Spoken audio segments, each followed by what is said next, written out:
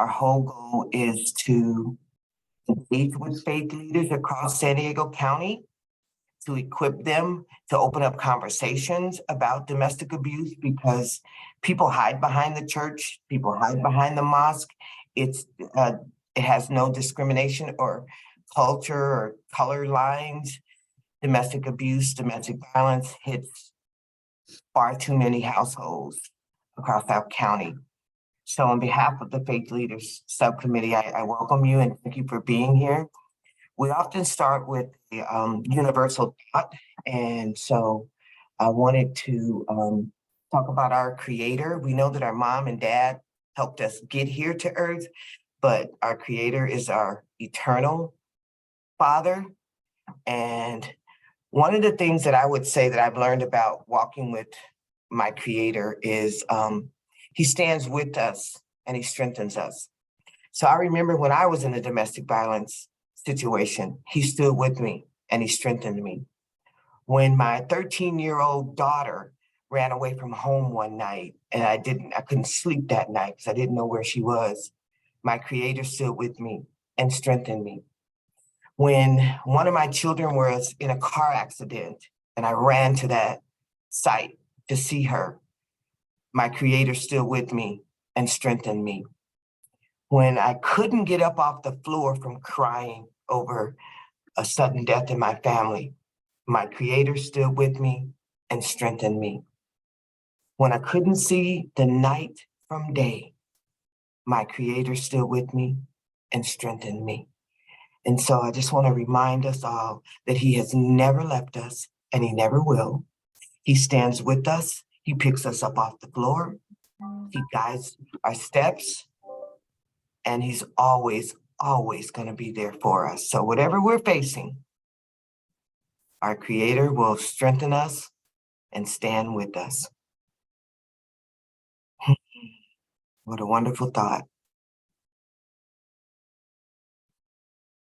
Hi, Amelia. You're on mute. Do you have greetings from Claudia? So Claudia is actually out of town. I believe she's out of state, but I wanted just to share her passion for the work that is being done through this committee. Also this month, February, is Teen Dating Violence Awareness Month. And that's why we're just so pleased to have our presenters today from the Teen Dating Violence Committee of the DV Council. So the work that everyone does here is just so important. Those of you who work with youth and families, this is such an important topic.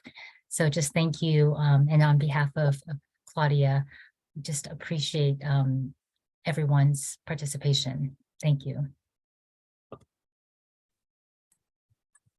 This, our subcommittee is about reaching more in our community. And we'd like to hear topics that are relevant to you and some of the things that you would like to hear us present on. We are connected to law enforcement, we're connected to the shelter network, we're connected to all the resources that are needed. San Diego County has a vibrant domestic violence council. I've helped people move, lady move from North Carolina to Las Vegas. Could not find anything to compare to what our council has in regards to resources. And so we're well connected throughout San Diego County. And I just wish that Vegas and North Carolina and other cities would mirror what we've done here in San Diego County. So it's really proud to be a part of it. So we have two beautiful souls that are helping our teams, Luis Conseco and Sister Liz Clark, and we're going to just let them lead us in their presentation. Thank you so much for your time sharing with us today. And then can I add that if anyone here was invited by someone else and we don't have your email address, to either send us a private chat or just let us know what your email address is so that we can make sure you are on the list for future meeting invitations. Yes, thank you, Amelia.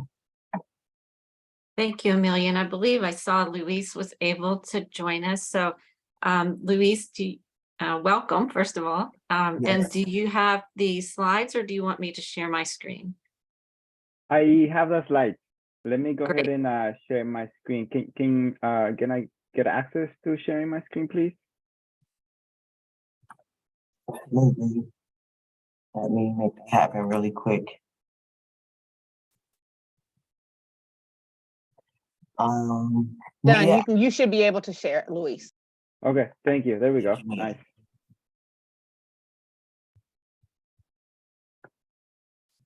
All right, can you all see that? yes. Awesome, thank you. And thank you everyone for your time, and Karen, Amelia, Mia for inviting us to speak on this topic today. Hmm. We Okay, need to- so Luis and I, we prepped for this back in December, so I hope I hope that I haven't gotten rusty in between with the holidays, but I wanted to thank the committee for our invitation to speak to you today about an issue that is really very near and dear to my heart. I'm grateful for all you're doing to raise up our next generation to meet their brightest future. My name is Liz Clark, and I have accompanied 2 daughters through teen dating violence in that valley that they had to walk through. I've seen firsthand the very serious impact this type of violence has on a young person. And I am grateful that neither of my daughters lost their life and are here to rise from the ashes. I'm also a former Catholic middle school teacher, including teaching religion and family life to 7th graders. And I had the distinct privilege of serving alongside Luis for a year as co-chair of the Teen Dating Violence Committee. Welcome, Luis. So glad that we could do this together. Thank you, Liz. My name is Luis Canseco Garcia. I'm a domestic violence education and prevention program manager at Community Resource Center. That's a nonprofit agency in Encinitas. And we provide social services and domestic violence services. And one of those programs that we have is the education program, and that's the one I manage. And so we teach about domestic violence, teen dating violence, healthy relationships with our kids, and also healthy and respectful manhood with our young men. The purpose of all this education is to prevent violence before it happens. I think that, as a society, I think that's what we should strive for, right? Let's prevent it in the first place before it happens. And I happen to chair the Teen Dating Violence Committee. And it's been amazing, working along with our members. And Liz was co-chairing with me the committee last year, and it's been amazing working on so many projects together for our schools and our communities to intervene and prevent teen dating violence. And Luis has been somewhat of the television star this month, but hopefully he'll cover that when he talks about the committee's progress in the past year. Quite the TV star, so that's awesome. So our committee is part of the Domestic Violence Council. It's a committee just like this one. And we are an interdisciplinary team. We have kind of work like a miniature version of the DV Council. And we focus on ages 13 to 18. We have subcommittees that address specific projects, such as a medical screening tool and a guide for schools. We work to empower communities and schools to prevent teen dating violence and to intervene when it does occur. We have recently had much success in the school system, thanks on part to the San Diego County Office of Education and contacts that we have with the school counseling community. So today we'll talk a little bit about, you just heard who we are. We're going to cover what is teen dating violence, how many youth are affected by this type of violence, what are the effects of TDV, healthy and unhealthy relationships, how adults can help, and some of our committee's projects. So we have a video. It was made for teens and by teens. You might find this content a little bit shocking, so I just wanted to give you a warning. As religious leaders, you may find some of it difficult to hear. But don't fear the truth of what young people are experiencing. You'll see a wide variety of abuse represented. And Luis, if we could play that first minute of that video.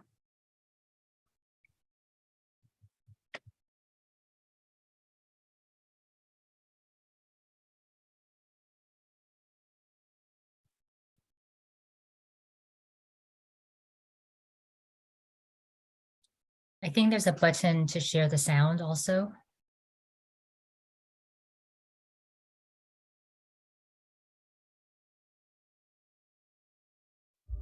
I'm only checking your phone because I want this relationship to last.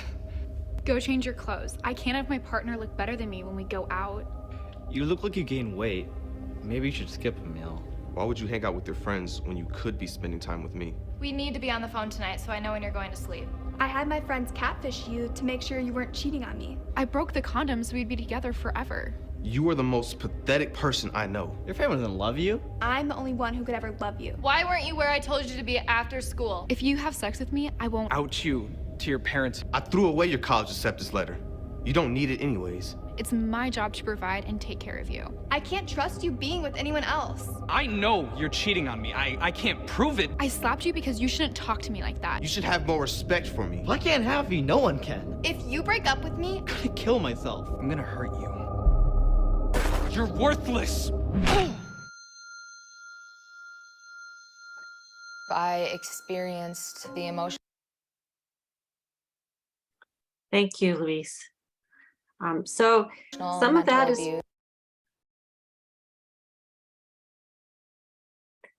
is very difficult to hear. So we're going to break that down a little bit here. Teen dating violence is a pattern of violent and coercive behavior.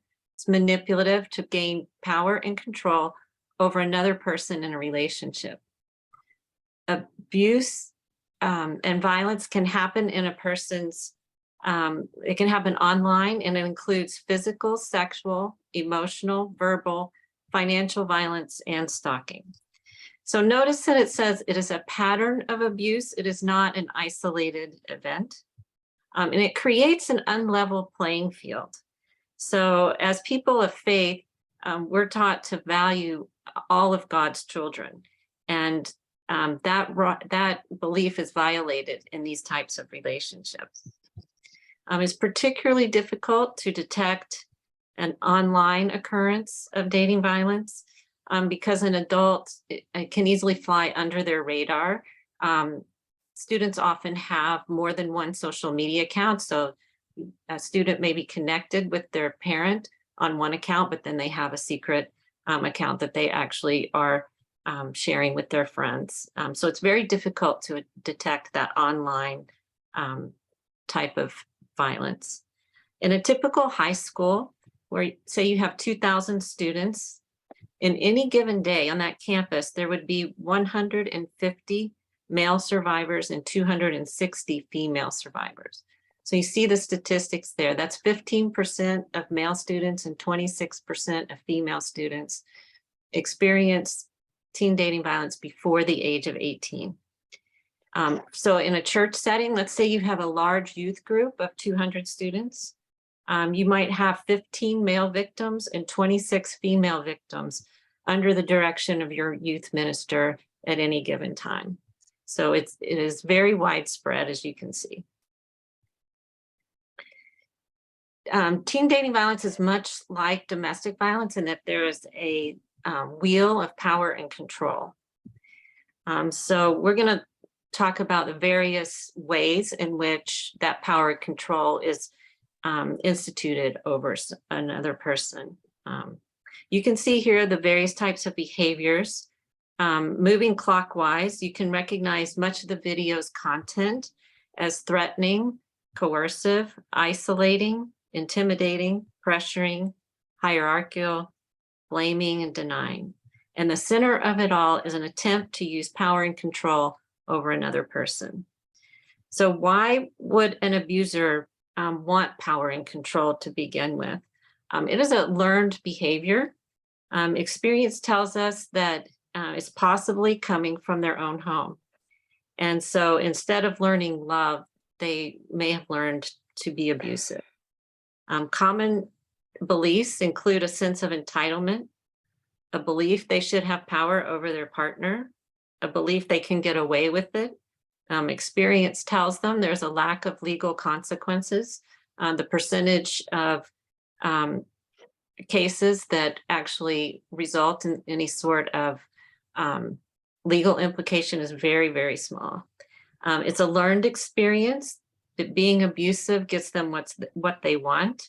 It becomes like an egocentric type of thing where what I want is right. And it's a belief that their life should take priority over someone else's. So it's selfish as opposed to selfless. Social forces are also at play.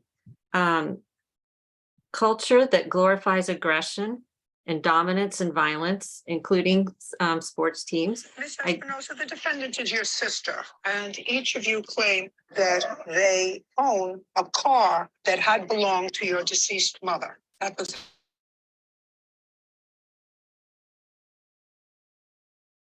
sorry, can you guys hear me? Yes, we can hear you. Okay, great. Yes. No worries. Okay, so social forces are also at play. So a culture that values aggression. I just heard yesterday that, for instance, during major sporting events such as the Super Bowl, domestic violence instances rise 15%. So our culture does glorify a certain amount of aggression. One person is in the relationship, thinks that they should be the decision maker. So kind of this attitude of the man's house as his castle. Portrayals of people as objects in the media. So we kind of consume people in the media versus relating to them. And pressures to conform to definitions of masculinity. And I would also add that's true for femininity as well. Relationship abuse is not caused by the behavior of the victim, right? We don't blame the victim. It's not caused by drugs and alcohol, although it can be used to create opportunity, but it doesn't actually cause the abusive behavior. It's not caused by testosterone. It's not caused by genetic factors. It's not caused by loss of anger, or excuse me, loss of control or anger. Although that is often the way it's delivered, but it's not the root cause. It's not caused by any one ethnic culture. This teen dating violence crosses all different cultures, cultural barriers, just like domestic violence. And it is not caused by poverty. Again, it crosses all economic levels as well. Looking at the victim's perspective, then why would you stay in a relationship like that? Because in dating situations, they're typically not living under the same roof. So the barriers to leaving a relationship are somewhat different. They stay because there's a lot of social pressure at that age to have a boyfriend or girlfriend. They stay because they share a group of friends. They don't want to be alone. They feel ashamed when they talk about the abuse, particularly with their parents. They feel that others will not believe them, particularly if the abuser is well-liked or popular. They believe jealousy and violence are signs of intense love because they have little experience to counter that belief. And victims are blamed by their abuser and then they believe it. So I wouldn't have gotten angry with you if you weren't flirting with that person. You heard that in the video. So they kind of flip the situation around. Abusers threaten to hurt themselves sometimes if the victim breaks off the relationship. They don't know the warning signs of abuse, and that's not limited to teens. We know that adults suffer with that as well. Abuse damages the victim's self-esteem, and then the relationship almost becomes like a cult to them.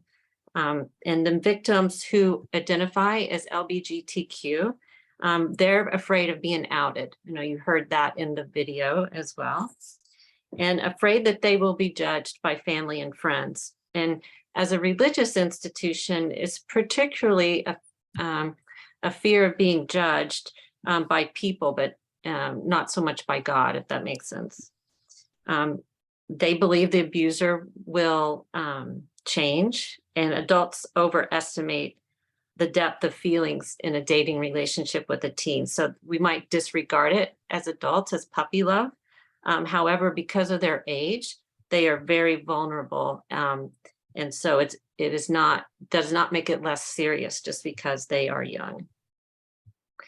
Of course, in today's environment, an online or digitized dating abuse is very prevalent.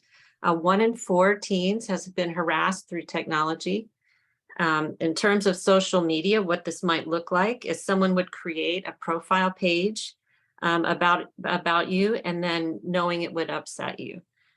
They might write nasty things about you on their own profile page, post embarrassing photos of you online, or use information from your online profile to harass you.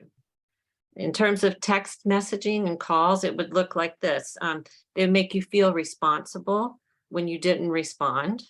They would threaten you to text or harm me physically. Sometimes that is also perpetrated by emojis, not just text.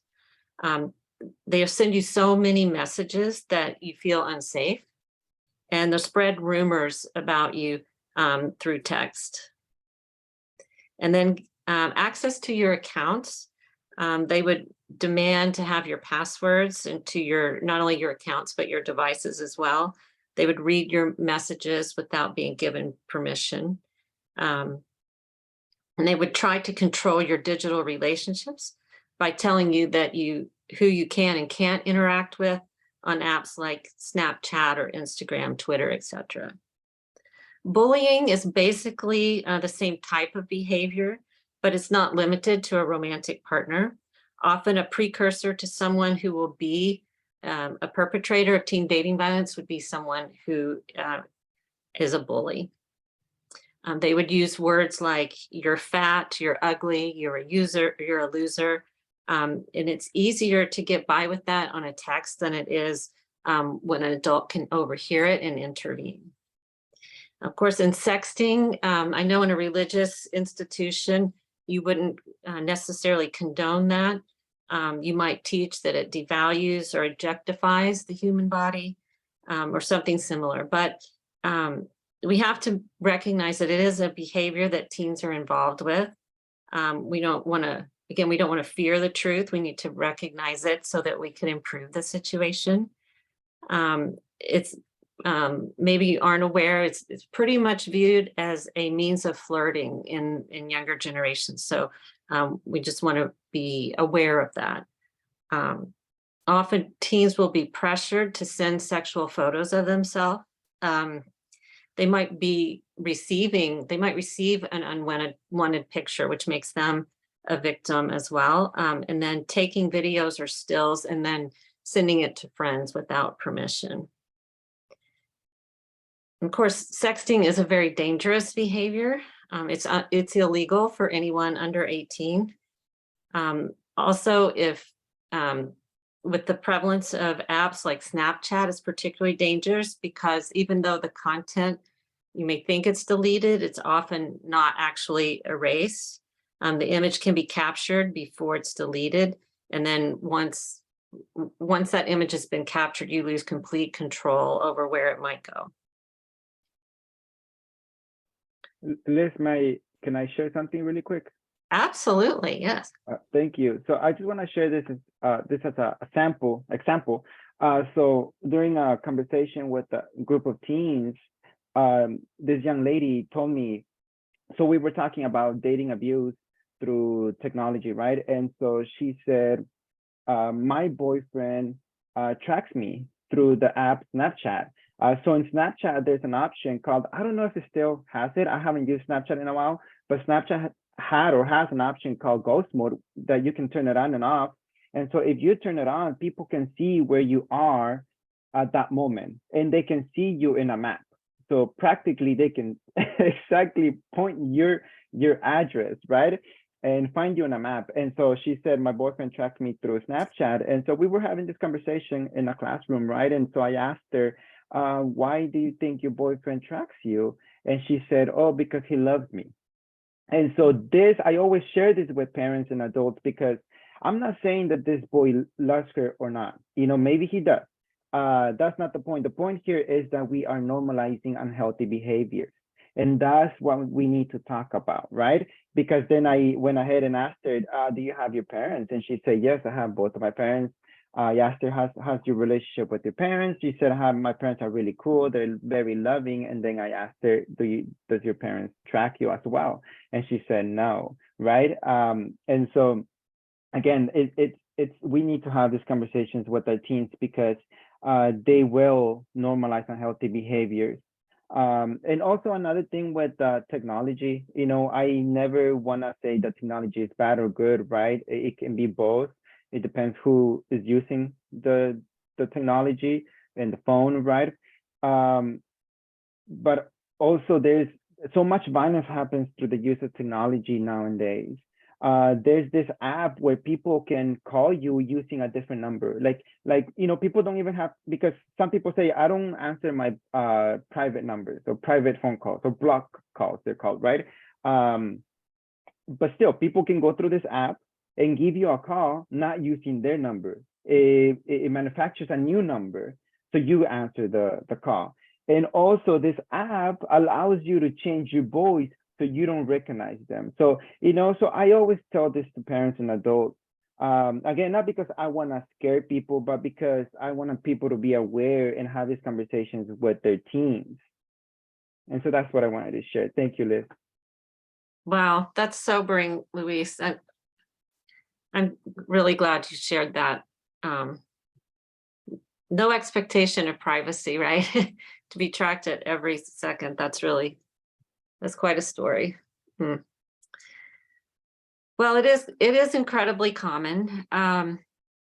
We have statistics from the school system that tell us how prevalent physical violence is versus sexual violence. So if you look at the upper left-hand corner, those are the rates of physical dating violence. Note that it is within the past year. So in any given year, 1 in 11 female teens and 1 in 15 male teens experience physical dating violence. And then in the lower right-hand corner, you see the rates of sexual dating violence. It's 1 in 9 female teens and 1 in 36 male teens. That's in any 1 year. And a lot of this violence is perpetrated on school campuses. So you see in the middle, 50% of students would experience some of that dating violence on a school campus. I know they're not on your church property as often as they're on school grounds, but you can imagine that probably some of that violence is also being perpetrated at church and within the youth group. Sexual violence is particularly harmful for students because they're young people. They're just learning what intimate relationships are. And it's supposed to be, of course, one of God's greatest reflections of his love for us. And instead, what they're learning is the exact opposite, that one person consumes the other. And even more damaging is that they're vulnerable at this particular stage of their development. Their bodies might be ahead of their minds, and they don't fully mature, we know, until their 20s. So it's just, it's particularly damaging in that way. It is really shocking how prevalent it is. And, you know, we want to make sure, obviously, that we're aware that it's occurring and do what we can to intervene. If we look at our LGBTQ students or young people, I really want to encourage those of you working in a religious setting not to allow gender expression to be a barrier to help. And I steal that quote from Luis because I thought it was so beautiful. But it really is important when these any youth comes to us looking for help that we are open and receptive because they're very vulnerable. And if they're asking for help, it's a wonderful, wonderful opportunity. We'll look at these rates for students who identify as LGBTQ, and they're twice as high as other groups of students. So for physical dating violence, 43% versus 29%. And for abuse perpetrated through the phone technology, 37% versus 26%. So we definitely would never want to approach someone as blaming the victim. So we would never want to say, if you weren't in this relationship, it wouldn't have happened to you. That is extremely damaging. And if someone is already hurting, we don't want to do anything to drive them away. It's kind of the opposite of what we would want to do in a religious setting. If they're revealing this to someone at their church, they're asking for help and expecting a loving response from their place of worship. The effects of TDV are devastating. I can attest to that from a personal perspective. Youth who are victims of TDV are more likely to develop eating disorders or turn to unhealthy dieting tactics.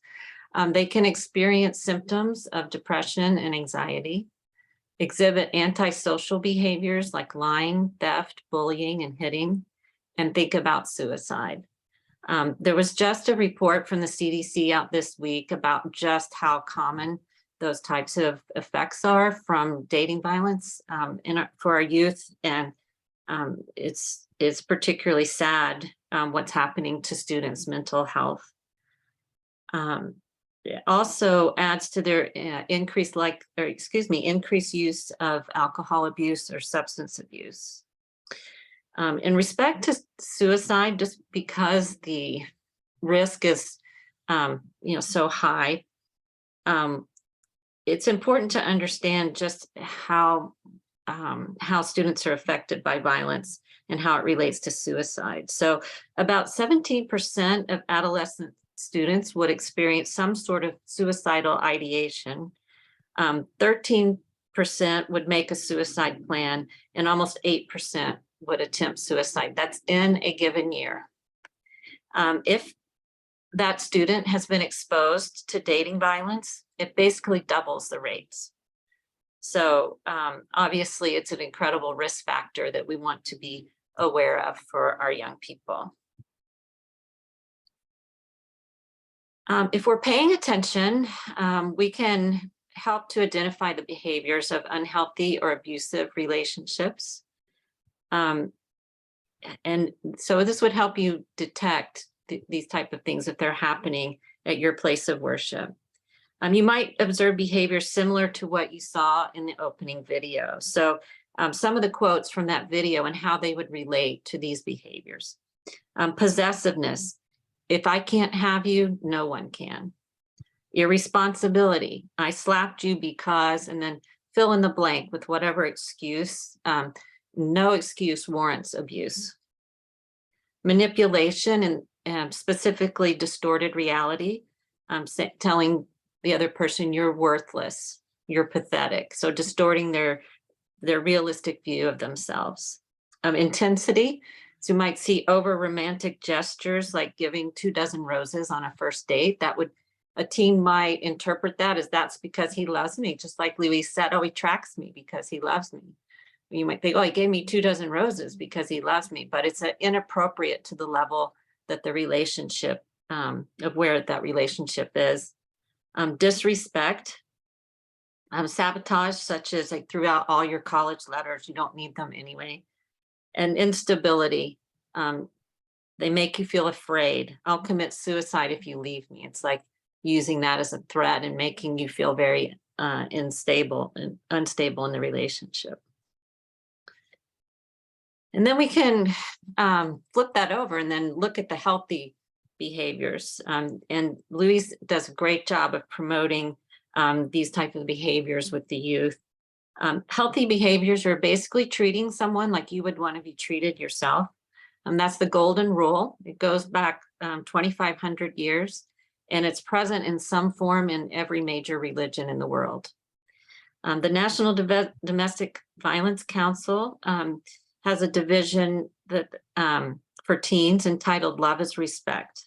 And it's a very good summary of the famous love is verse from 1 Corinthians. Underlying conditions would include trust. And that's in the top center. To me, it's number one up front. So I like that where it's located on the chart. But from a religious sense, I would add, it's like knowing that you're loved unconditionally by your higher power. So it's once you have that, you know that you can be trusting in a relationship. And then on the next row, we'll talk a little bit about equity. That includes your freedom to choose to commit to a relationship. So if you think about it, we're given free will by our Lord. And if you know that you are loved and you're okay giving someone else that freedom to choose. So it's equitable. Both parties are allowed to choose to be in the relationship or not.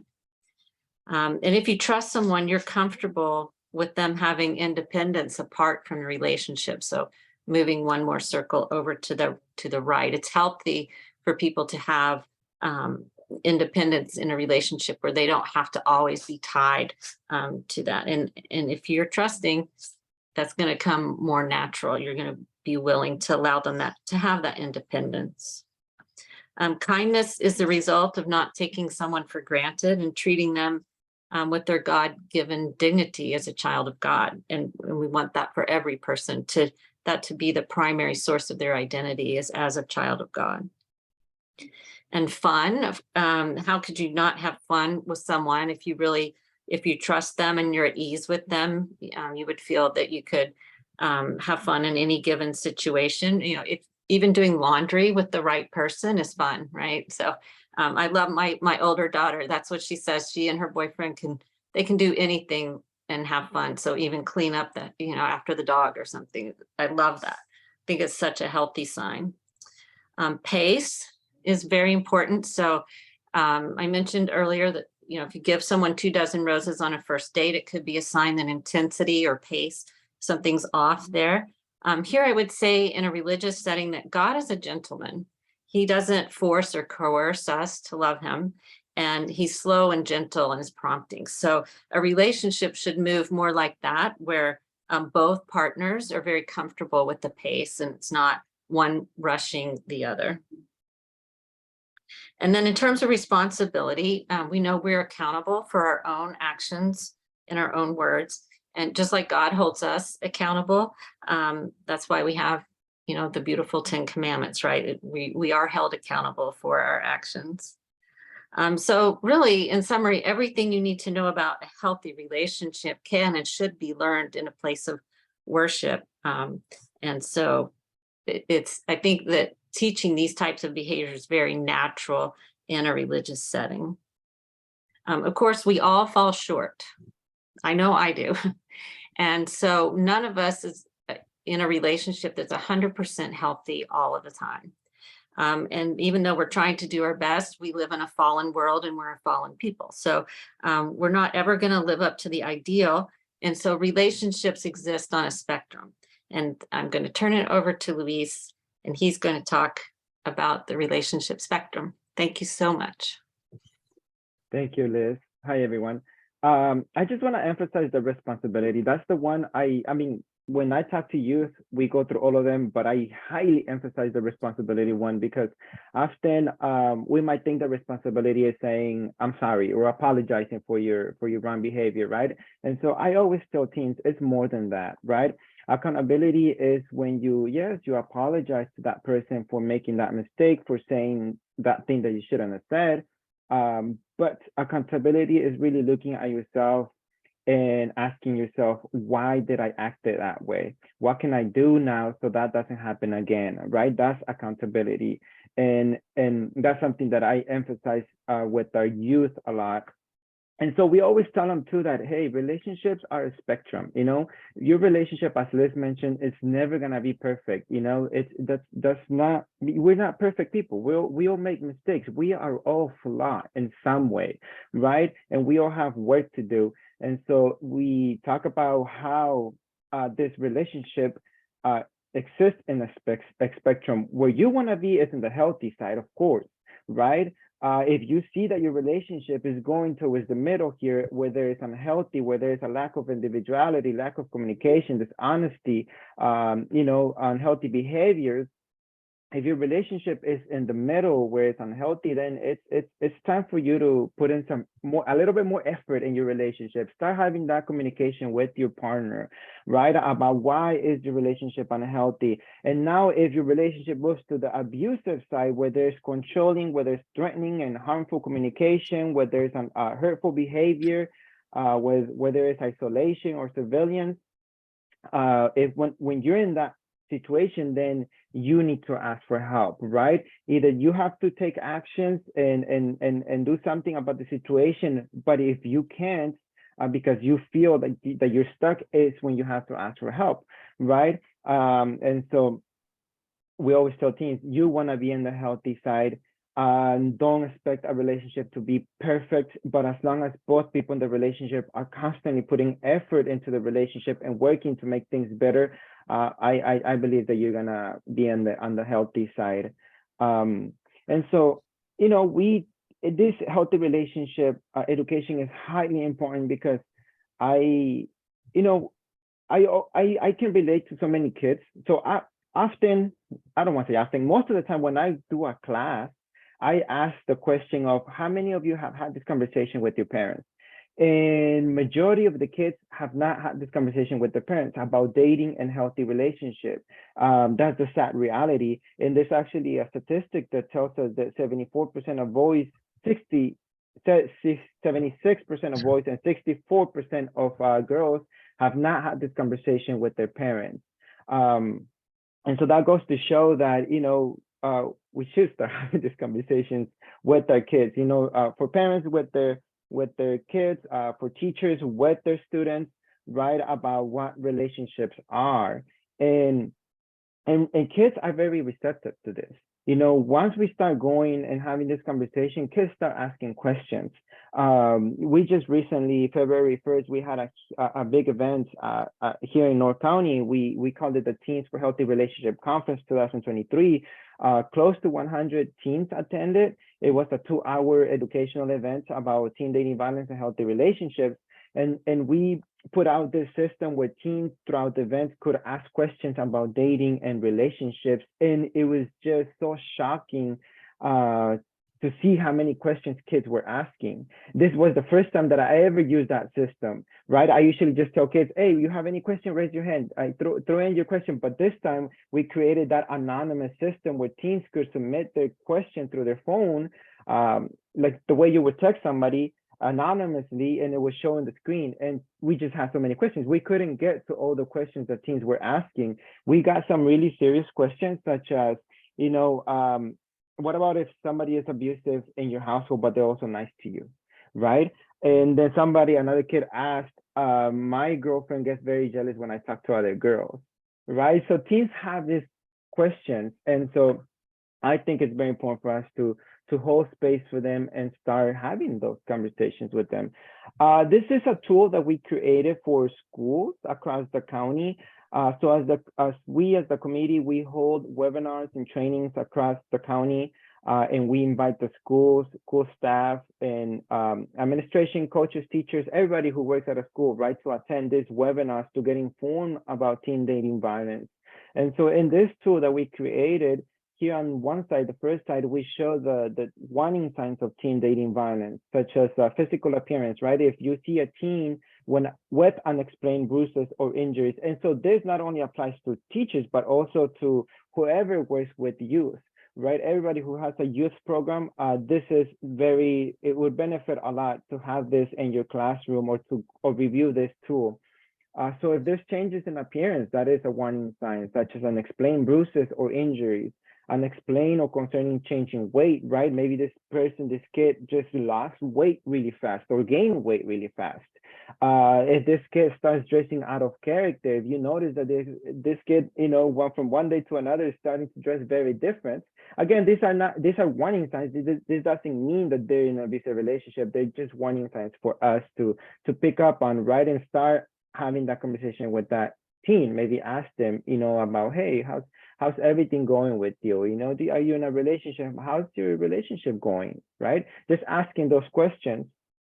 Social emotional signs, such as if you notice that this teen is being isolated from former friends, if this teen is not having enough social contact with anyone else but the partner, or if this teen is making excuses or apologizing for partner's behavior, right?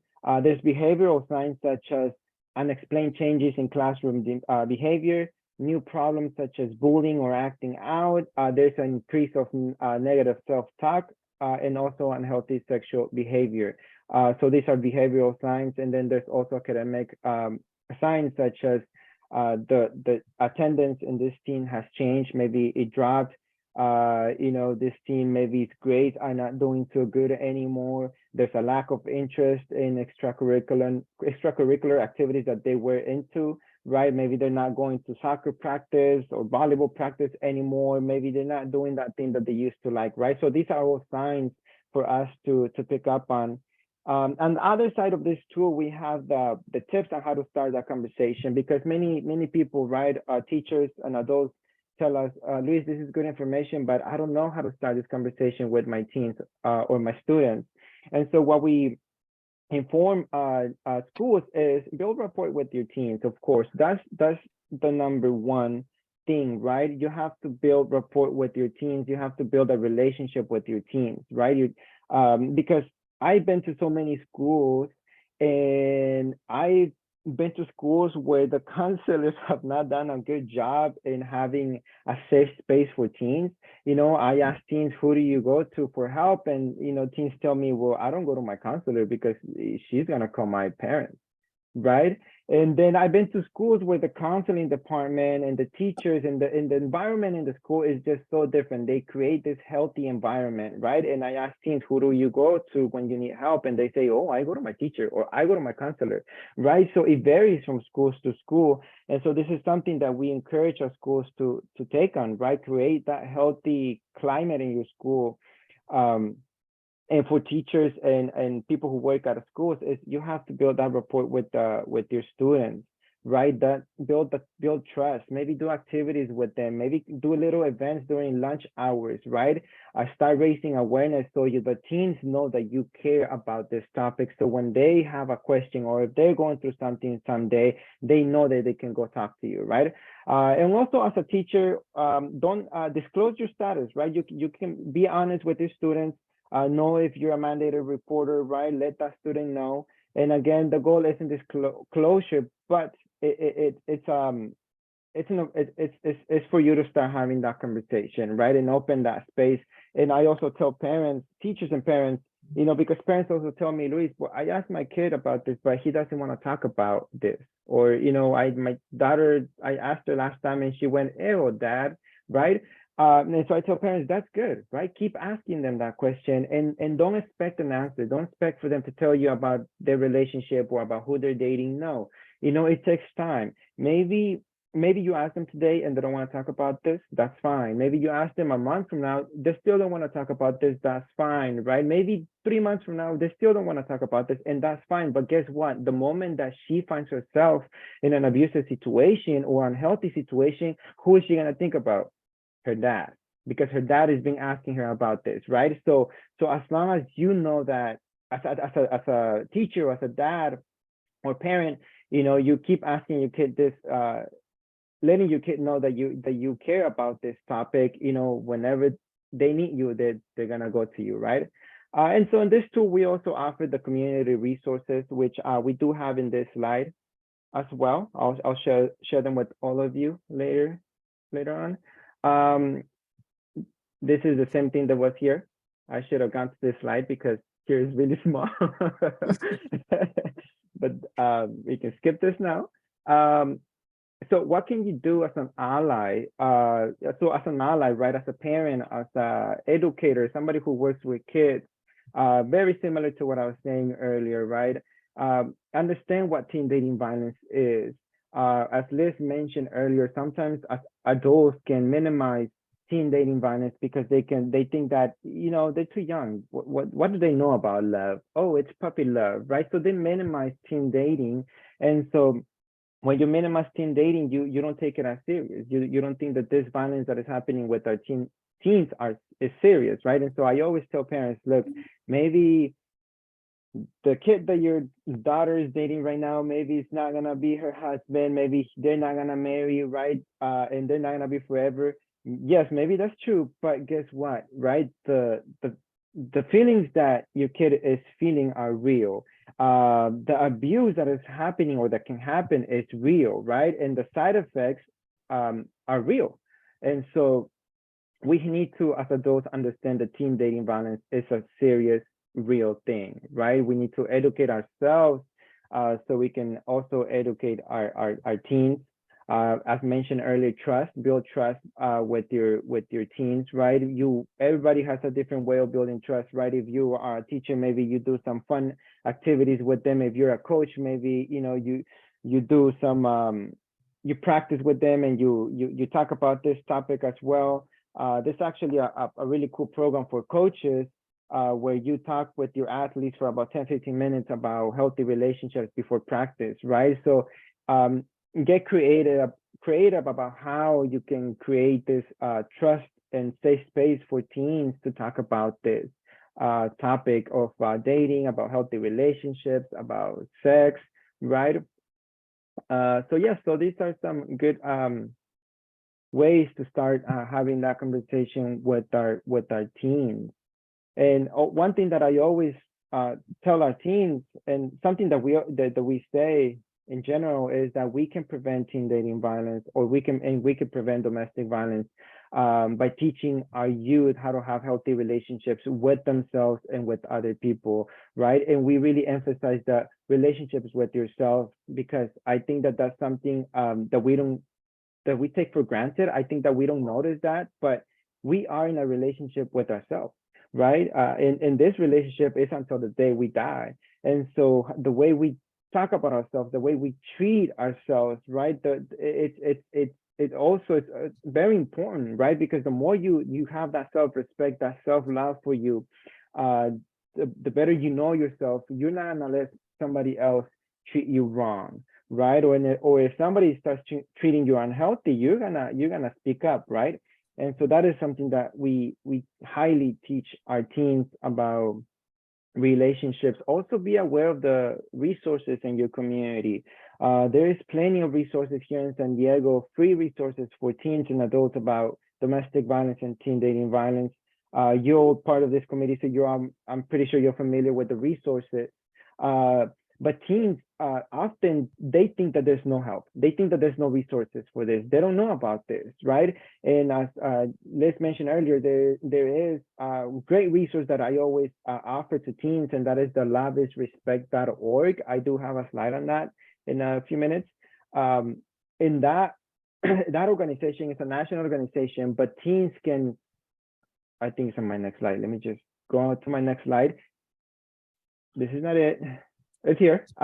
Love is Respect. So teens can call this number, they can chat online, or they can even text their question. And the question can be something as, hey, my boyfriend said this to me, is this unhealthy or not? You know, they can ask questions like that, 2 more serious questions, of course. But it's a great resource for teens. It's completely free. On the other end of the call or text, our young college advocates who have been trained to talk to young people about this topic, right? And the cool thing about Love is Respect is that they are connected with us, the domestic violence agencies, right? Love is Respect is owned by the hotline, the domestic violence hotline.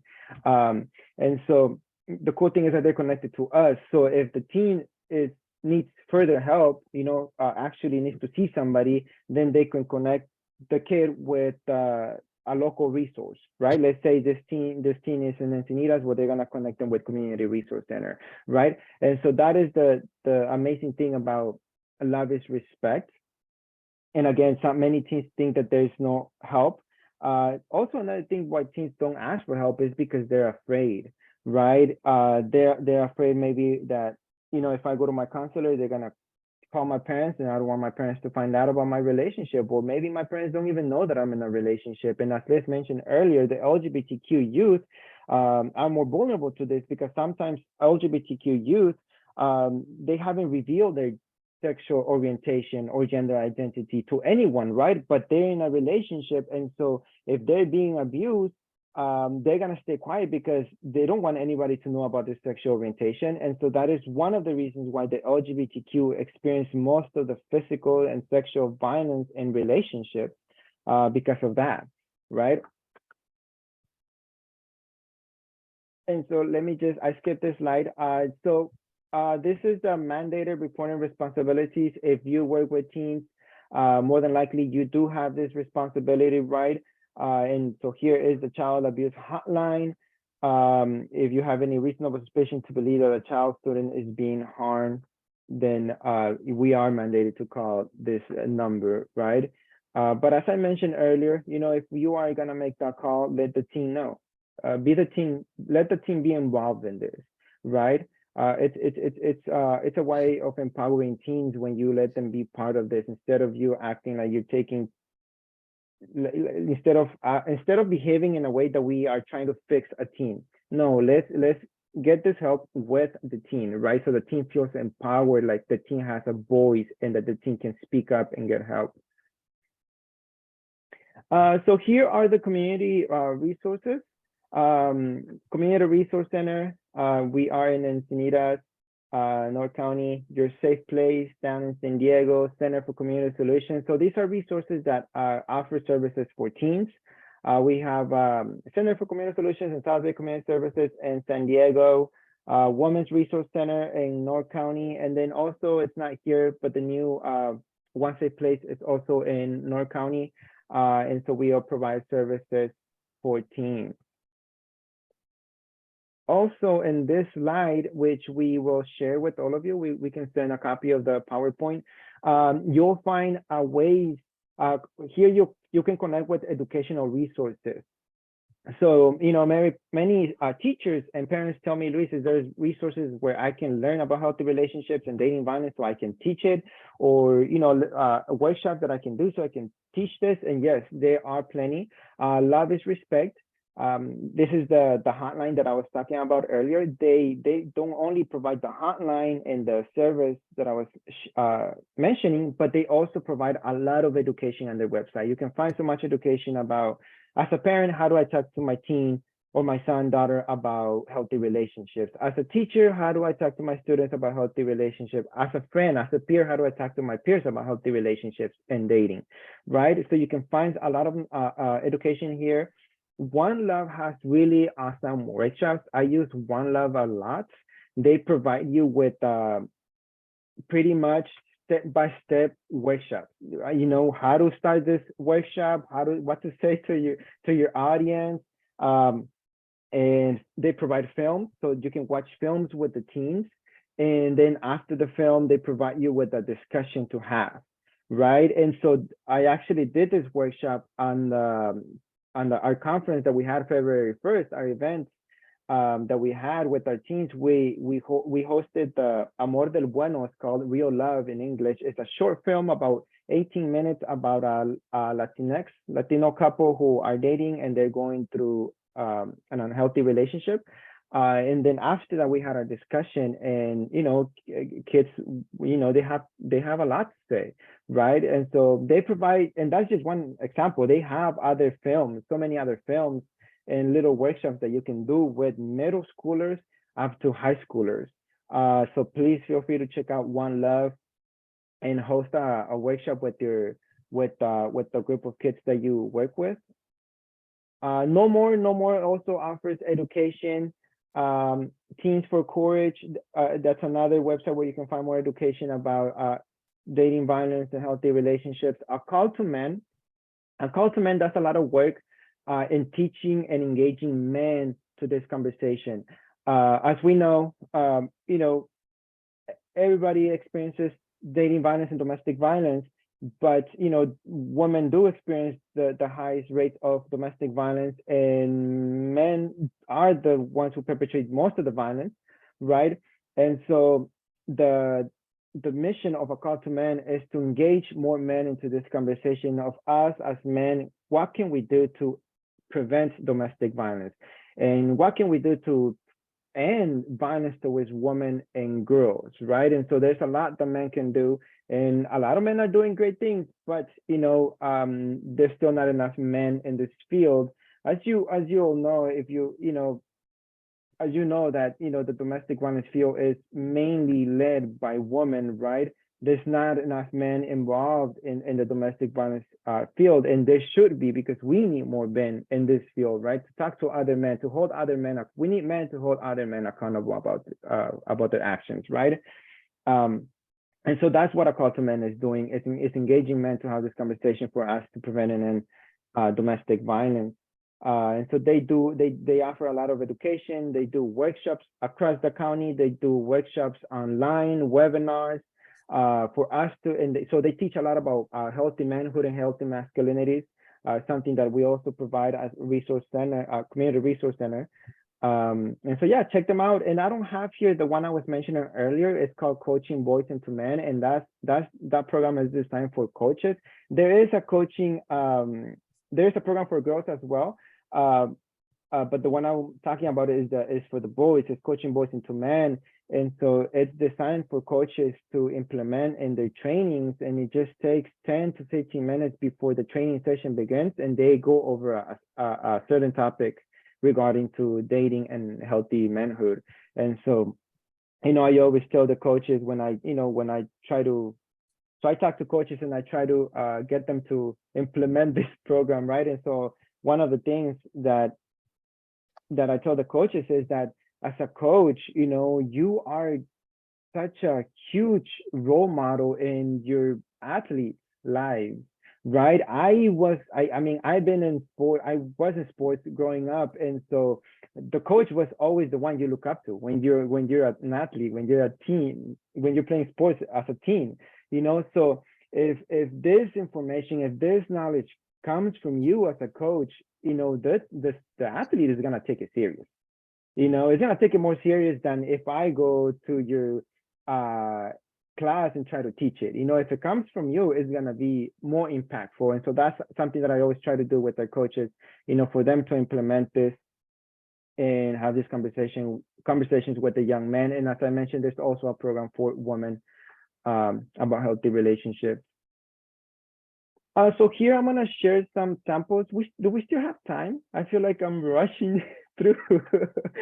It's at 3:30, right? We have to find out about your new TV career, so you have to share this one.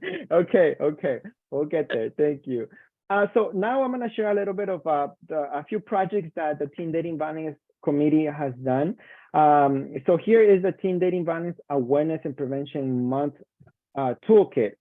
This is the old one. We created a new one for this year, for this February. I should have uploaded a new one. But this toolkit was sent to all schools when we sent out the webinar that we had, which I will talk in a few seconds.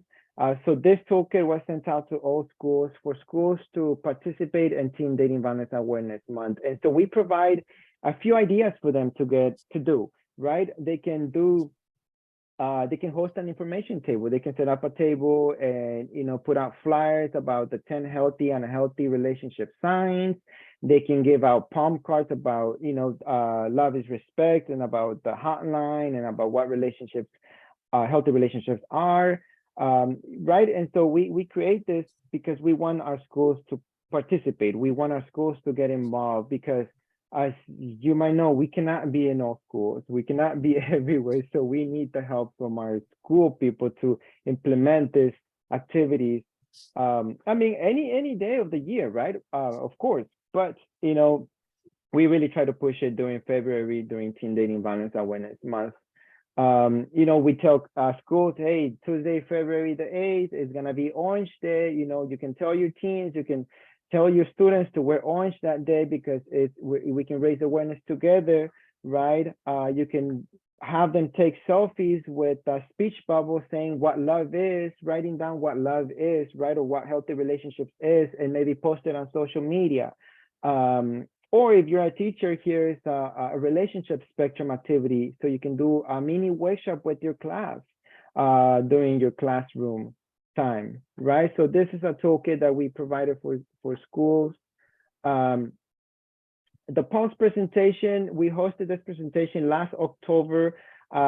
This was a webinar for all schools in San Diego. And again, our intended audience was our school counselors, social workers, teachers, admins, and coaches, everybody who works in the school, in the educational system, right? And who works with kids. Our guest speaker was Anne Evelyn. She is the school counselor at San Diego Academy High School, and she has developed this awesome program in their school called Pulse, which stands for Peer Assistant Listeners. And what the Pulse are is a group of kids, about 12 to 15 kids, and they get trained in different topics that are affecting teens right now. So they get trained in mental health, they get trained in healthy relationships and dating violence. So we, CRC, we train them in dating violence and healthy relationships. They get trained in drug use and substance use, right? They get trained in suicide prevention. They get trained in different topics. And what the Pulse do, it's a leadership program. What they do is they take this information and they go to their peers to teach this. They do presentations to classrooms and their school to teach about the topics that they learn, right? Raising awareness. And so this program has created a really healthy climate at San Diego Academy High School. And so we had Anne Neverland, the advisor of the Pulse, to talk to all the schools in San Diego about what Pulse is and how to create a Pulse in your school, because it's not in all schools. And most of schools don't have a program like this, a peer-to-peer program, which is very beneficial. So that was one of our projects. Here we have our latest project, which was Teens in the Lead. So this webinar was hosted Monday. Yeah, this Monday. Oh, wow. Yeah, just this Monday. And it was called Preventing Teen Dating Violence in Schools by Teen Leaders for Schools. And so this was very different and very unique. We were really happy and we were so excited before the webinar, because this was the first time that we let the teens take the lead. The teens presented to the schools, right? Again, our intended audience was school administrators, teachers, social workers, counselors, nurses, coaches, everybody who works at a school, right? And we let the teens tell us about what teen dating violence is, what it looks like, how can we prevent teen dating violence, and how can adults support the teens who are going through this, and what can adults and school staff do to prevent teen dating violence in the school. And this wasn't scripted. It's not like we, the committee, told them what to talk about. No, we told the teens, you lead this, right? You tell us what you need from us. We want to hear from us, because we want to hear from you, because you are the experts in being a teen right now, right? Being a teen right now is different to what being a teen was for us, right? So you are the expert of being a teen, so you tell us about what you need from us, and especially how dating violence is happening now through the use of technology. And so that was huge as well. And so, you know, and myself, I learned so much from this webinar. Like one thing that one teen said is, you know, many kids might not call it dating violence anymore. They might call it a toxic relationship, you know, but there's actually violence happening in that relationship, but they don't call it dating violence or, you know, a violent relationship. They call it a toxic relationship. So words matter, right? The words that the teens are using matter. So if somebody tells you they're in a toxic relationship, there's a chance that that relationship is violent, right? Another thing that they talked about is how they think that the sex education that they receive is not what they really want to know, that it's not sufficient. That was very interesting to hear from my teens. And you know, and so the webinar is gonna be uploaded soon. So then once it's uploaded, we can send this to the link to Karen, so Karen can forward the link to all of you. It's about an hour webinar, and it's very valuable. The people who attended that day were sending so many kudos to the teens about you know, taking the lead and talking about this topic. They were also sending kudos kudos to the committee for giving this platform for the teens to speak about this. We got really good feedback. We're still getting emails of people saying, hey, that was a really good webinar. When is the video gonna be uploaded? Because I wanna share it with my peers. These are adults, these are school staff. They wanna share it with other teachers, with other school staff, right? Or some people who did register, but they didn't attend, they're asking for the video, they do wanna see it. And so once it's up, we'll send the link to all of you so y'all can see it too. I think that webinar has so much value in it. I'm planning on sending it to the partnership, or California Partnership to End Domestic Violence, so they can maybe share with their networks, because I think that webinar has so much value in it coming from teens. So that was our latest project this past Monday. And so another project that we had this month was we also thank you to Mia for taking the lead on this. Is the San Diego County building, administration building, was glowing in orange on February 7, Tuesday, February 7, Orange Day. It glowed in orange to raise awareness about teen dating violence. And also thank you to Liz and the Teen Dating Violence Committee and the Domestic Violence Council for putting out the press release that went out to all the social media news outlets about this event and about the need for teen dating violence awareness. And because of that press release, we got so much, we got inquiries from news media to be interviewed. So they wanted to talk to us about, about this event that was happening that day. They wanted to talk to us, interview us about teen dating violence. And so I took on some interviews. I did 4 this month. So yes, I'm tired of being famous. That's enough fame for me. So we talked to KUSI News. That was live. That was Friday the 13th, I believe. I can't remember the exact date, but it was Friday of that week. And this was live in the studio, and it was like a 5-minute interview about what teen dating violence is and what parents can do and to raise awareness and how to start having these conversations with the teens, which, we're really thankful that we got these opportunities, because that creates more awareness, right? Just being there on TV and the news, there's people hearing it, there's people watching it. And so, it's a way to boost the message, right? And we also got interviewed by 3 other networks, by Telemundo and Televisa, and by another Spanish news media as well. The Telemundo news media, they created a really nice report. It's about maybe 7 minutes, and it was live. So I was interviewed. The interview wasn't live, but then the report went live, and it was really nice because they interviewed me and they interviewed a mother who has a daughter, and how the mother was showing how it makes her, how the mother feels afraid of what can happen to teens in school, right? And then they also interview a survivor, right? So this was an amazing report in Spanish for the Spanish speaking community to be aware of teen dating violence. I think that was amazing. And so yeah, so those are some of the projects that the Teen Dating Violence Committee has been doing. And with that, I'll go ahead and finish this presentation, and feel free to ask any questions to Liz or myself, anything about the presentation or anything about the committee. If you want to get involved with the Teen Dating Violence Committee, our meetings are the 3rd Wednesday of the month from 10 to 11:30. If you wanna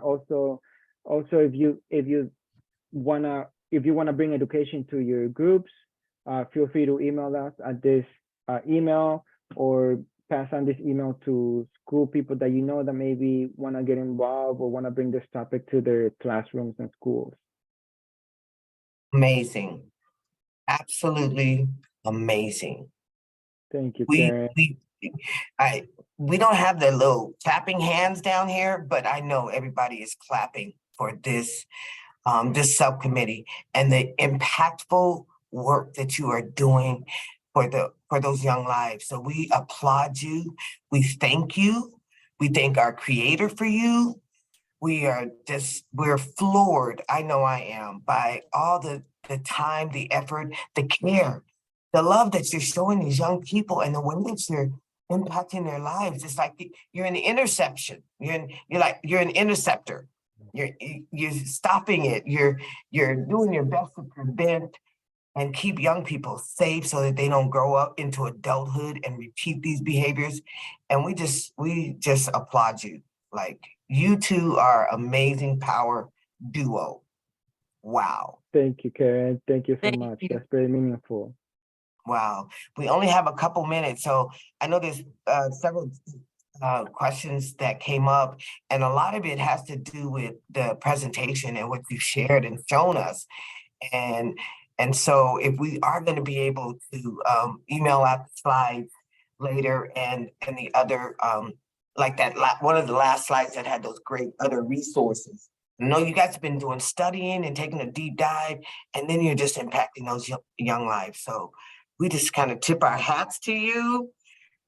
We say, yay, great work. Thank you. Thank you. So we can take a few quick questions. You can just come off mute and ask your question.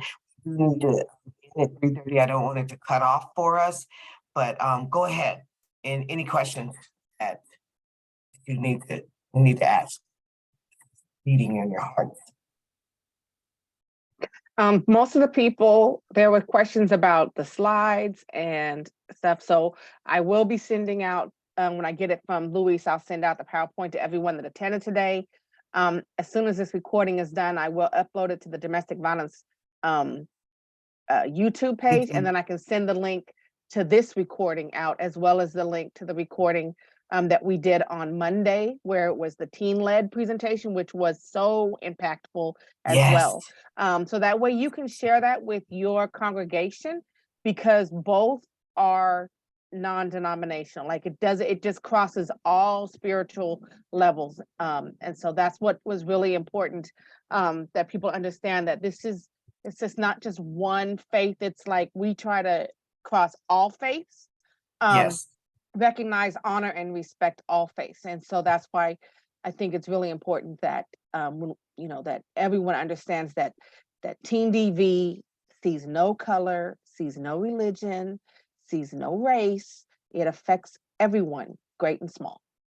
Yeah, unfortunately. But thank you, Liz and Luis.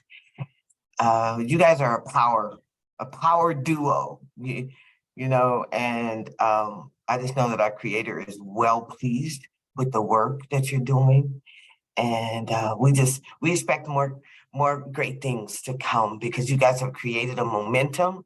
And I know the schools are happy to have you there, and we very much appreciate your time, your expertise, your energy, and your dedication. You're amazing. Thank you so much for Karen. the Thank you. opportunity. Absolutely. Thank you, everyone. All right. Well,